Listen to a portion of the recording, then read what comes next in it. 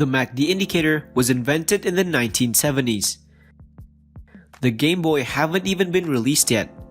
So why are we still using it right now? Because believe it or not, there are actually newer types of MACD indicator that were created this century, like the zero lag MACD and the impulse MACD. So are they really better than the classic MACD? Let's find out, because in this video, I'm going to be testing two new types of MACD indicator 100 times so that we actually know, are they really better than a normal MACD? So without further ado, let's get straight into the backtest. So the first type of MACD indicator that I'm going to be backtesting is called the zero lag MACD. So we all know that the classic MACD is famous for being a lagging indicator, because the MACD is based on an exponential moving average, which is inherently a lagging indicator. So the theory behind the zero lag MACD is that it is based on moving averages that does not lag. So it removes the lag from the classic MACD in hopes of catching early trend signals. So if you type zero lag MACD on TradingView, you'll get a couple of results. I prefer using this one, enhanced version 1.2. So here, you can see that it's a bit different from a classic MACD. The dark colors makes it very hard to read. So I'm actually going to change the colors to make it easier to read. And I'll also disable this, EMA on MACD line, because we don't really need this in the backtest. So the way we read this indicator is almost like a normal MACD. So you take a long position when the blue line, the MACD line, crosses upwards through the orange signal line. And you take a short position when the blue MACD line crosses downwards below the signal line. But in this indicator, it does not matter if it's above or below the baseline. The lines can be in any position as long as it crosses over.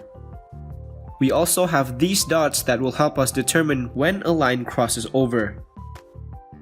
So if this green dot appears, it means the MACD line is crossing upwards and we take a long position. And if this purple dot appears, it means the MACD line is crossing downwards and we take a short position. So you can see the difference between a normal MACD and a zero lag MACD. The zero lag MACD gives a much earlier entry signal than the classic MACD. If you would have used the classic MACD, you would pretty much miss the trend already because of a late entry. So here's how I'm going to backtest this indicator. If a green dot appears, it means I'm closing my previous short position and opening a new long position. And if a purple dot appears, it means I'm closing my previous long position and opening a new short position. However, I will set my max loss to only 15 pips, which means if a trade reaches minus 15 pips, I will close the trade automatically and wait for a new signal to appear, so our loss will never exceed 15 pips. So now that you know the rules, let's get on with the backtest. So I'll start with a capital of $1,000 using 200 times leverage per trade. However, each trade, I'm only risking 2% of my capital. And I'm also testing the USD CAD 30-minute chart. So without further ado, let's get on with the backtest. So here's a time lapse of me backtesting the strategy. You can skip to the timestamp shown in the screen to see the results.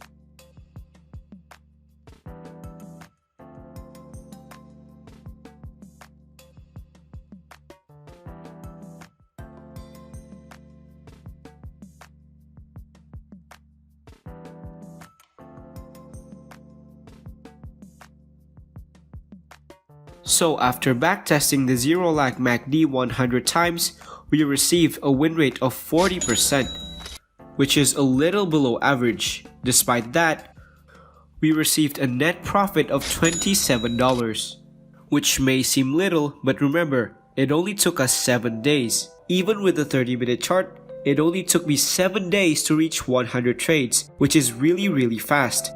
Most indicators takes up to 3 months to over a year to reach 100 trades, which means 2% in 7 days isn't bad.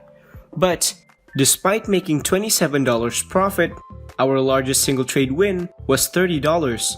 So one of our trades made more money than the total profit itself. and our largest single trade loss was only $6. That means that without this one trade, we would not be profitable in the first place, so we actually got extremely lucky. And you may be wondering, how does a zero lag MACD, which is supposed to give early signals, ended up giving worse results than a normal MACD which has a late signal? Well, let me explain. So if you compare the zero lag MACD with a normal MACD, notice that the zero lag MACD gave an early entry signal, amazingly right at the start of the trend, compared to the normal MACD which gave a signal several candles after. However, because the zero lag MACD is so sensitive, it often backfires, like this trade. Notice that it gave much earlier entry signal than a normal MACD. However, it also gave an early exit signal because the indicator is so sensitive. Compare that to the normal MACD, which gave a much better exit signal because it let the trend mature. That is also the main reason on why we got so little profits, because we always exited too early. And the indicator also gives so many false signals. And even though it gave an early exit on those false signals, leaving us with only small losses, but it gave so much false signals that those small losses slowly accumulates to bigger losses. That is also the reason on why it took only 7 days to reach 100 trades, because the indicator is so sensitive, so you take more trades. So overall, I don't really recommend this indicator. The second type of MACD indicator that we are going to backtest is the impulse MACD. On TradingView, I'm using this one, Impulse MACD by Lazy Bear. I'm also changing the colors of the indicator to make it easier to read. So the theory behind the Impulse MACD is that it filters out noises better than a normal MACD.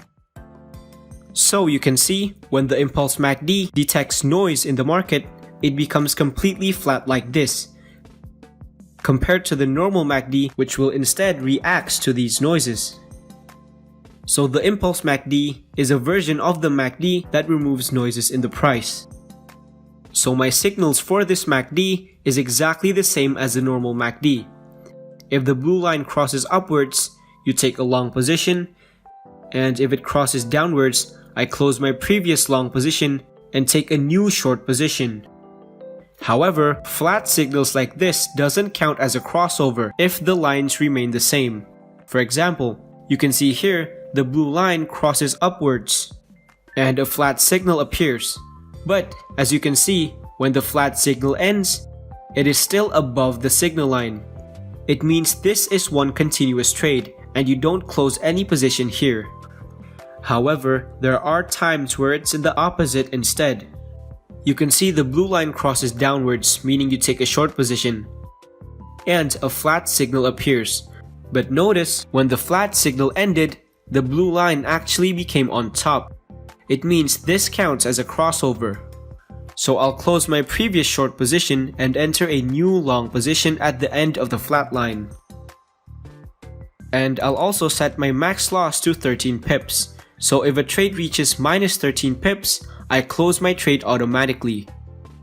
So I'll also use the same settings. I'll start with a capital of $1,000 with 200 times leverage per trade.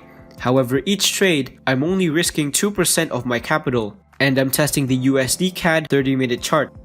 So here's a time lapse of me backtesting the strategy. You can skip to the timestamp shown in the screen to see the results.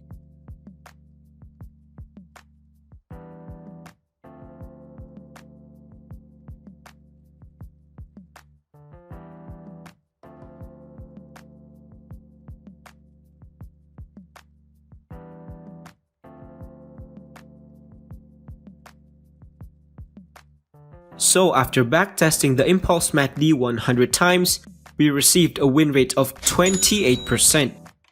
And we lost $24 using this indicator. And worst of all, our largest single trade win was actually $44, but our largest loss was only $5. So despite having a very small largest loss, we still managed to lose money. and our all-time high was only $1,021, which means when backtesting, we never broke past $21 profit, and this strategy took 3 months to reach 100 trades. So even though the concept of it filtering out noise sounds interesting, it just simply doesn't work. Instead, it gives a very late entry and exit signal. In fact, it gave a much later signal than a normal MACD. Like you see in this trade, when the impulse MACD gave a short signal, the trend pretty much already ended. Compared to the normal MACD, which still gave a late signal, but it's not as bad as the impulse MACD. So overall, it's a really bad indicator and I do not recommend you using it. I think the lesson that we can learn from this video is that new things doesn't equals better. Sometimes it's better to stick with the original stuff. So I just